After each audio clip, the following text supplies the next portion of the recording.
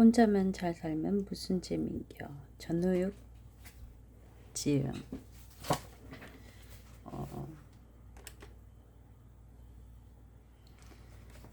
19페이지 3이란 그 무엇인가에 그 누군가의 정성을 쏟는 일입니다.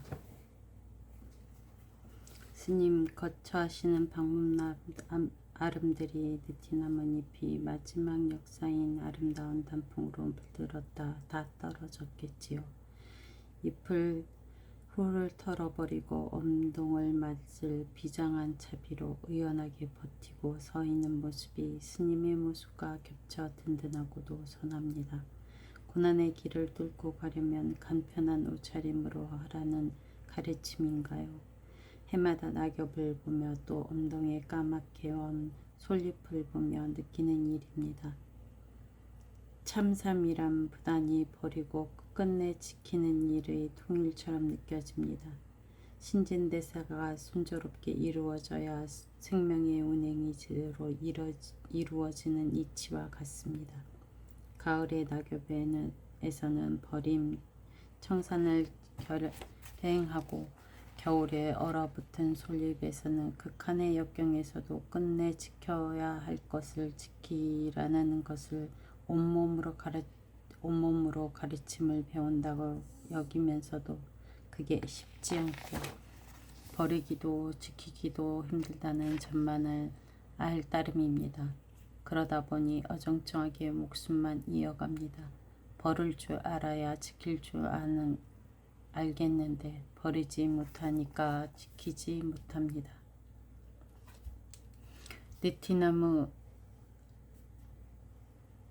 느티나무는 가을에 낙엽진 다음 해마다 봄이 되면 새 잎을 피울 뿐만 아니라 껍질도 벗습니다. 누에를 쳐보니 5번 잠을 자고 5번 허물을 벗은 다음 꼬치를 씁디다. 탈각이 없이는 생명의 성장과 성취는 불가능하다고 봅니다. 탈각을 하지 못하면 죽음이겠지요. 단풍과 지는 해가 산천을 아름답게 물들이는 것을 보면서 때때로 인생의 마지막을 저렇게 멋지게 마치지 못할 망정 추접하게 마치지는 말아야 하는데 하고 느낍니다. 사실 마지막이란 일상이 쌓여서 이루어지는 거지 어디서 느닷없이 나타나는 게 아닐진데 삶이 제대로 이루어져야 끝마침도 제대로 이루어지겠지요. 제대로 이루어진다는 건 자연의 운행과 역사의 과제에 충실한 삶을 사는 건데 세상의 흐름은 자연과 멀어지고 역사보다 순간과 개인적인 삶으로 오그라드는 것 같습니다. 한로와 추석이 낙엽과 결선을 결행하듯 각자는 자기에게 추상 같을 수 있어야 타락과 답보에서 벗어나 옳게 살 수 있고 민족도 때때로 추상을 내리고 병력을 쳐서 민족 정계를 바로 세워야 제 모습을 되찾을 수 있을 것 같습니다. 얼버무림은 단풍도 낙엽도 가져오지 못하고 더더욱 새로운 생명을 탄생시키지도 못할 뿐만 아니라 압살시키고 말겠지요. 자연계가 한 해의 몇 차례 태풍과 내성병력을 쳐서 생태계를 추스리듯 개인과 사회도 그러한 일이 생겨 생명을 추스리고 침제의 늪에서 떨쳐 일어나야겠습니다. 그런데 스님, 추상으로 낙엽이 지는데 우리 농촌은 그 무슨 얄궂은 돌개바람이 불어서인지 젊은이들이 혹은 온 집안이 정든 고향을 떠나갑니다. 무슨 경을 외워 이 바람을 잠재울 순 없을까요?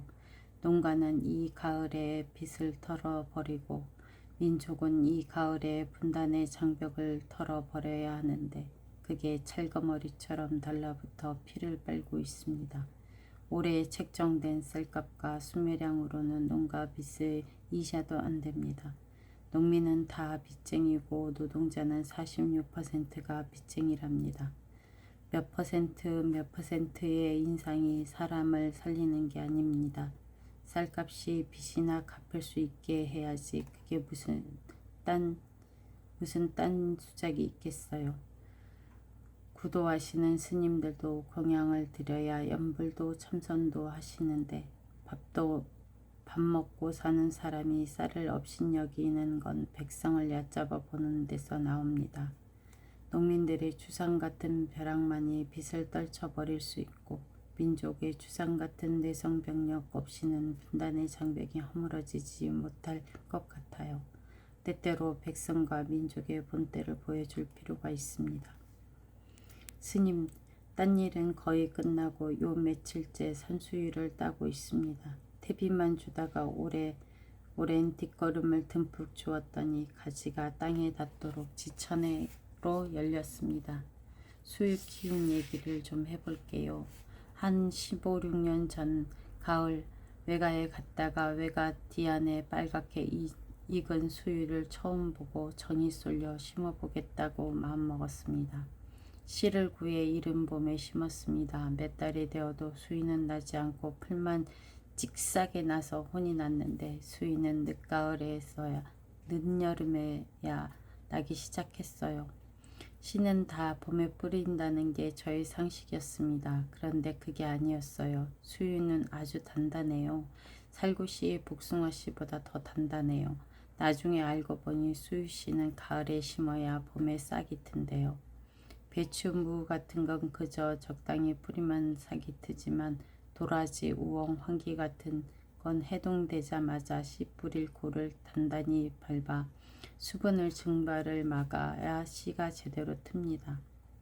씨라는 것도 제각기 나름대로의 성질이 있다는 걸 알았습니다. 씨앗보다 좀 더 복잡한 인간 집단은 또 나름대로 성질이 있겠지요. 그걸 탐구하는 것이 종교인가요? 골치 아프겠습니다. 인간을 인간으로 서게 하기 위해서는 이러한 탐구가 필요할 것 같습니다. 씨앗 이야기가 나온 김에 체종 이야기를 좀 해볼게요.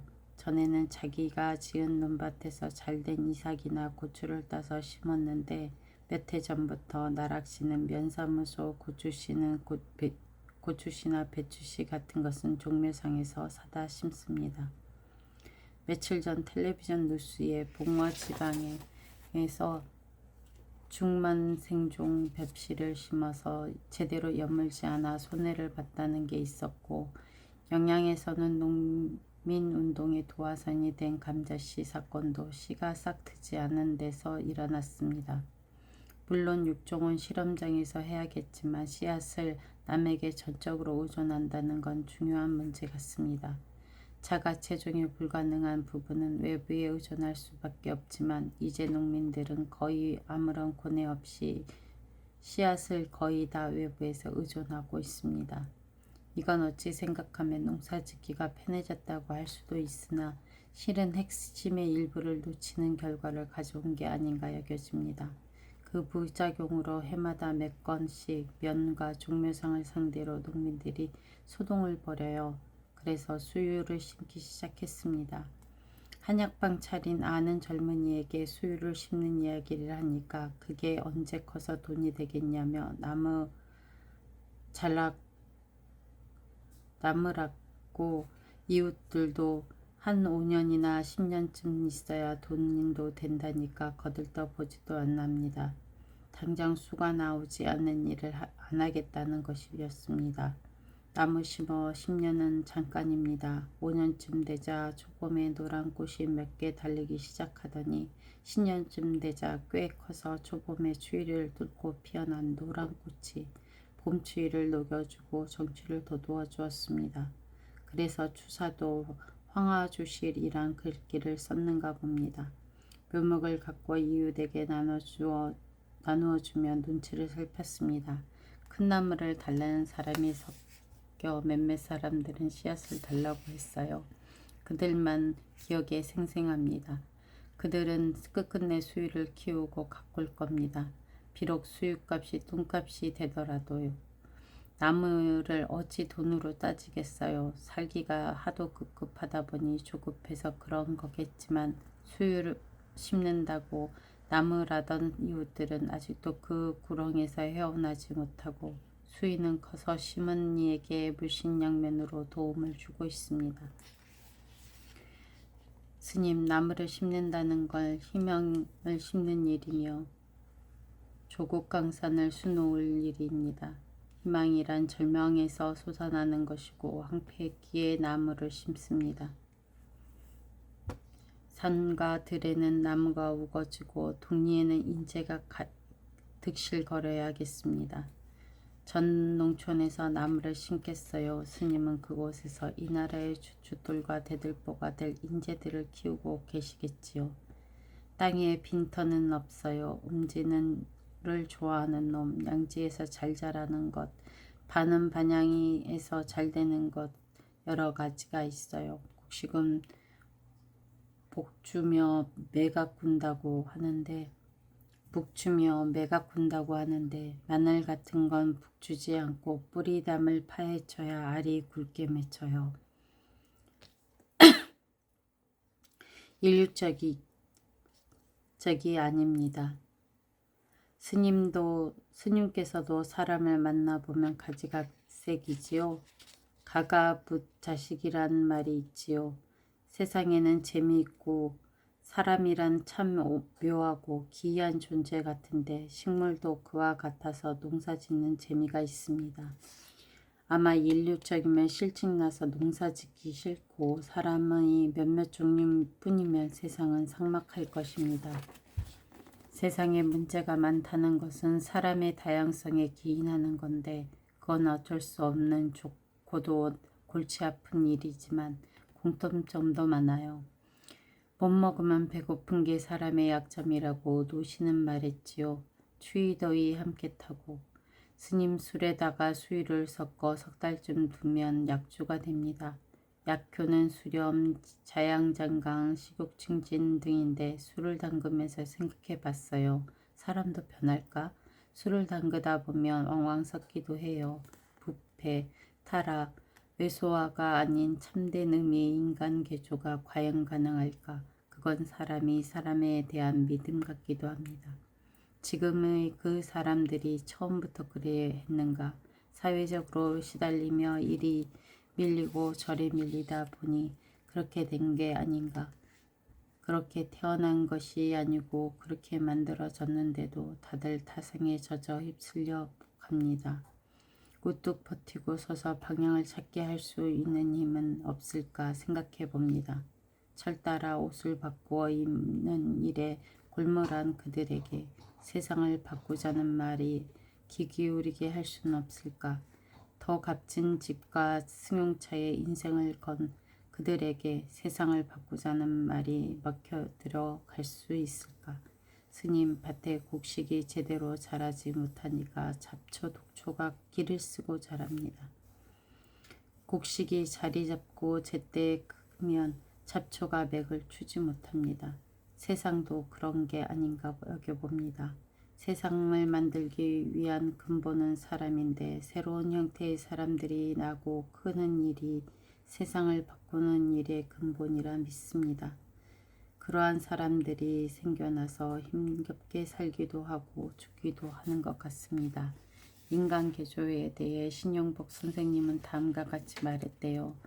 개인의 변혁 또한 개조도 또 그 사회 수준의 변혁 또한 개조만큼 가난한 것입니다. 나에게 계속 주어지는 과제는 나를 어디에 세우고 어떤 과제 속에서 나의 길을 발견해 낼 것인가 하는 문제라고 생각하고 있습니다.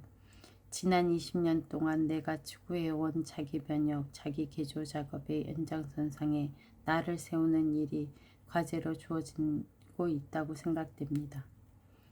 스님, 편지가 길어졌습니다. 별 볼 일 없는 말은 길게 마련이지요. 저는 요즘 이런 생각을 했어요. 삶이란 그 무엇인가에 그 누구인가 정성을 쏟는 일이라고. 스님, 안녕히 계십시오. 1989년 11월 4일 끝.